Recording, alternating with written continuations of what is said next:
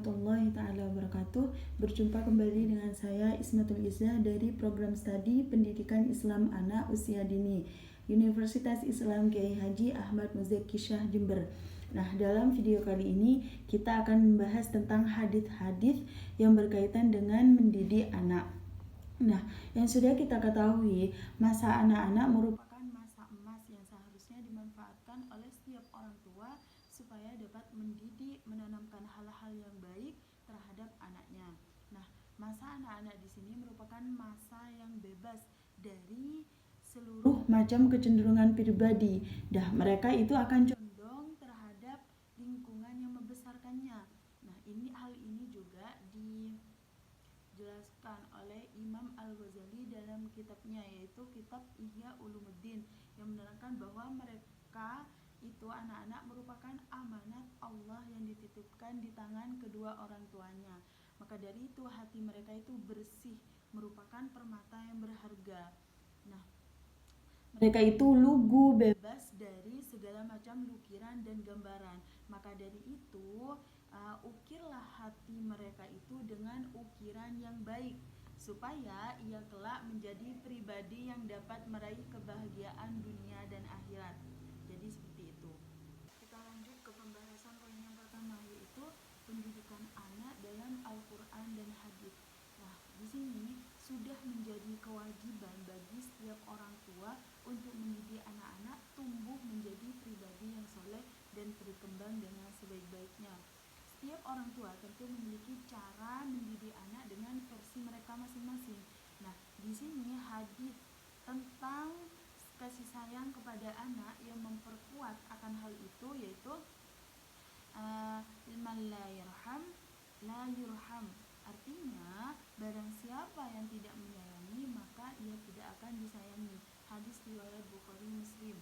Nah, di sini juga ada hadis yang menjelaskan tentang kewajiban mendidik anak, yang berbunyi muru auladakum bis-shalati wa hum abna'u sab'i sinin wadribuhum 'alaiha wa hum abna'u 'ashrin wa farraqu bainahum fil madaji'i, yang artinya perintahkanlah anak-anak kalian untuk melaksanakan sholat ketika mereka berumur 7 tahun, dan di sini pukullah mereka jika meninggalkannya ketika mereka itu berumur 10 tahun, serta pisahkanlah tempat tidur mereka.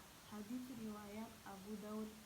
Nah, di sini selanjutnya yaitu adab dan akhlak dalam keluarga. Akhlak yang sudah kita ketahui yang merupakan bagian yang sangat penting dalam ajaran Islam. Maka dari itu, karena akhlak di sini merupakan perilaku manusia, merupakan objek utama dalam ajaran Islam. Bahkan maksud diturunkannya agama adalah untuk membimbing sikap dan perilaku manusia agar sesuai dengan fitrahnya. Nah, akhlak dalam Islam di sini bukanlah moral yang kondisional dan situasional, tetapi akhlak yang benar memiliki nilai yang mutlak. Nilai-nilai baik dan buruk, terpuji dan tercela, berlaku kapan di mana saja dalam segala aspek kehidupan. Nah, kejujuran terhadap muslim di sini sama dituntutnya dengan kejujuran terhadap sesama muslim. Keadilan di sini harus ditegakkan sekalipun terhadap diri dan keluarga mereka sendiri. Selanjutnya, dalam kehidupan manusia di sini akhlak sangat penting, karena akhlak yang dibangun dengan baik sejak kecil akan membentuk pribadi muslim yang sejati untuk mampu menjelaskan ajaran agama yang telah tertuang dalam Al-Quran dan Hadis. Nah, dalam akhlak Islam terdapat 3 aspek. Yang pertama yaitu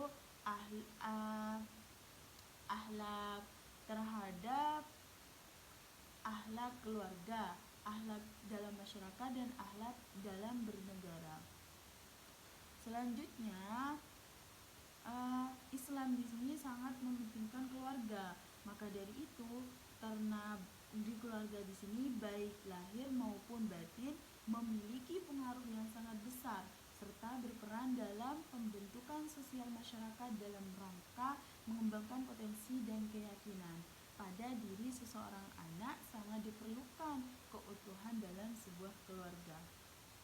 Nah, dengan demikian diharapkan supaya orang tua di sini untuk membantu anak-anaknya menginternalisasikan nilai-nilai moral dapat terwujud dengan baik.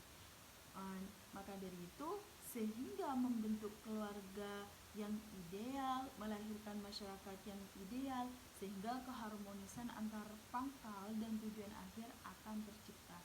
Jadi seperti itu. Nah, hadis akhlak yang mendukung akan hal itu di sini yaitu salah satu hadisnya yang berbunyi An Aisyah radhiyallahu anha qalat qala Rasulullah sallallahu alaihi wasallam khairukum li ahlihi wa ana khairukum li ahli, yang artinya sebaik-baik kalian adalah yang paling baik kepada keluarganya dan aku adalah yang paling baik di antara kalian kepada keluargaku. Hadis riwayat Tirmidzi. Nah, di sini maksud dari Rasulullah, sabda Rasulullah di sini yaitu Rasulullah itu mengutarakan bahwa paling baiknya seseorang yaitu yang mempunyai akhlak baik terhadap keluarganya, dan Rasulullah di sini merupakan orang terbaik di antara salah yang disebut dalam hadis yang disebut dalam pembahasan di sini, yaitu orang yang paling baik terhadap keluarganya. Jadi seperti itu.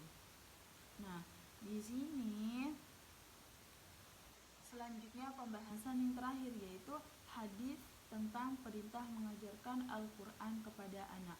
Nah, di sini sabda Rasulullah yang mendukung akan hal itu yaitu hadis perintah mengajarkan Al-Qur'an kepada anak yang berbunyi barang siapa yang mengajarkan anaknya membaca Al-Qur'an, maka dosa-dosanya yang akan datang dan yang telah lalu akan diampuni.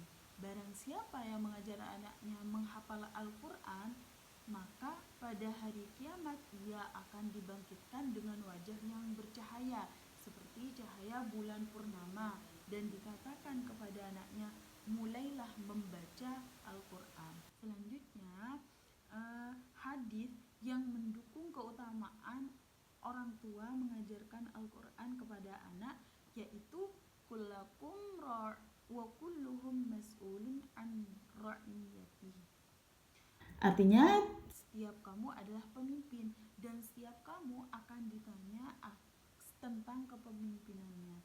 Maksud dari hadis ini yaitu bukan hanya kepemimpinan baik itu orang pejabat ke rakyatnya, presiden ke rakyatnya, bukan hanya seperti itu, tetapi juga akan dituntut dalam lingkungan keluarga ada yang namanya ayah ke anggota keluarganya, kepala keluarga ke anggota keluarganya, dan ibu ke anaknya pun akan dituntut kelak. Apa yang akan dituntut akan kepemimpinan mereka. Kalau ibu akan dituntut apa yang sudah mereka ajarkan kepada anak-anaknya waktu di dunia. Jadi seperti itu. Cukup sekian dari saya. Akhir